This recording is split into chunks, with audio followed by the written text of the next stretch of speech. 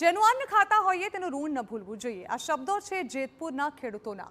રાજ્યભરમાં કમોસમી વરસાદને લીધે તાતની મહેનત પર પાણી ફરી વળ્યા છે, જેથી જેતપુરના રૂપાવટી, ડેડરા, બોરડી અને સમઢિયાળા, ચાપરાશપુર તેમજ પીપળવા, નવા પીપળિયા અને અકડા સહિતના ગ્રામજનોએ મોટી સંખ્યામાં એકઠા થઈને રેલી યોજી હતી। મોટી સંખ્યામાં ખેડૂતો રૂપાવટીથી જેતપુર મામલતદાર કચેરી સુધી બાઇક રેલીમાં જોડાયા।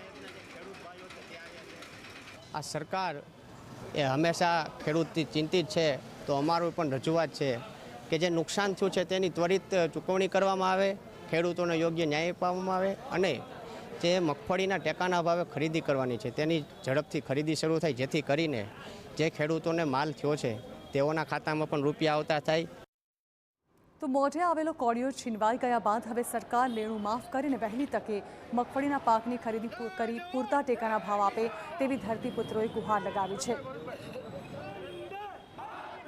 ખેડૂતને તો બધાને એક થવાની જરૂર છે, પણ બીજા બધા ભેગા થઈને અને ખેડૂતને આજના કપરા સમયમાં ખંભે ખંભો મિલાવી અને સરકાર પાસે પણ એવી આશા રાખીએ કે ખેડૂતને 100% વળતર મળે।